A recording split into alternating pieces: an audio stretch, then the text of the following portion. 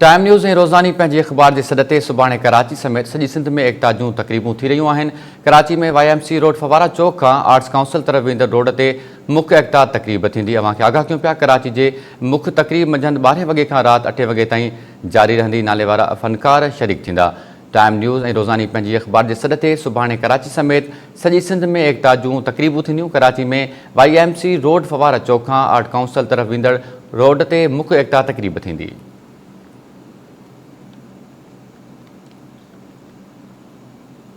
Time news ऐं रोज़ानी पंहिंजी अख़बार जे सॾ ते सुभाणे कराची समेत सॼी सिंध में एकता जूं तक़रीबूं थींदियूं। कराची में YMC रोड फवारा चौक खां आर्ट काउंसिल तरफ़ वेंदड़ रोड ते मुख्य एकता तक़रीब थींदी।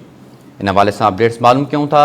दोदो चांडियो लाइन ते मौजूदु आहे। जी दोदो, आगाह कजो, रोज़ानी पंहिंजी अख़बार ऐं टाइम न्यूज़ पारां सुभाणे कराची में मुख्य तक़रीब थी रही आहे। छा तयारियूं कई वयूं आहिनि इन हवाले सां ऐं कहिड़ा कहिड़ा फ़नकार हिन तक़रीब में पंहिंजो फ़न जो मुज़ाहिरो कंदा?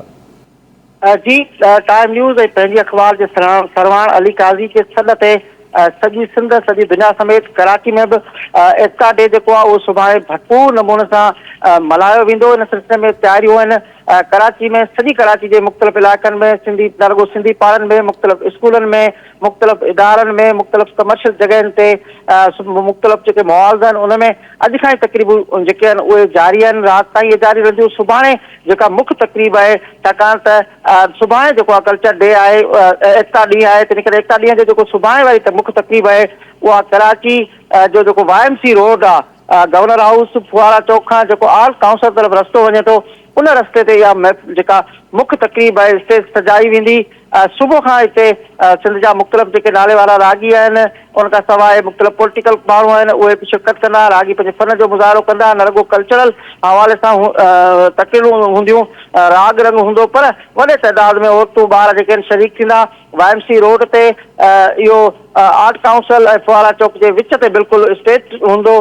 टाइम न्यूज़ ऐं पंहिंजी अख़बार जो ऐं सॼी सिंध मां, कराची जे मुख़्तलिफ़ इलाइक़नि मां मुख़्तलिफ़ सियासी समाजी तंज़ीमूं, नौजवान, औरतूं, ॿार जेके आहिनि उहे रैलियूं कढी हिन जेका तक़रीब आहे उन में शिरकत कंदा। ऐं इहा जेका तक़रीब आहे एकता ॾींहं जी सुभाणे वारी मुख्य तक़रीब उहा इन YMC रोड ते सुबुह खां जेको आहे उहो राति ताईं जारी रहंदी। उन सिलसिले में टाइम न्यूज़ जी जेका टीम आहे उहा हिन वक़्तु ई उते जे स्टेज सजाइण ऐं उते जे प्रोग्राम जे जेके तयारियूं आहिनि उनखे आख़िरी शिकिल ॾियण में जेको आहे उहा हिन वक़्तु उते पहुतल आहे। ऐं अॼु सॼी राति उते स्टेज ठहंदो ऐं उन स्टेज खां पोइ सुबुह जो जेको आहे जीअं सॼो उभरंदो ऐं हिन जेको आहे ॾींहं जी शुरूआति थींदी एकता ॾींहं जी। ऐं उनजी जेका तक़रीब आहे उहा हिन YMC रोड ते कराची जे सदर वारे इलाइक़े में फुआरा चौक ऐं आर्ट काउंसिल जे बिल्कुलु विच में जेको YMC रोड आहे, इन जे विच ते इहा मुख्य तक़रीब जेका आहे उहा सुभाणे सुबुह सां ई शुरू थी वेंदी। जी ठीकु आहे दोदो चांडियो, वॾी महिरबानी इन हवाले सां आगाह करण जे लाइ।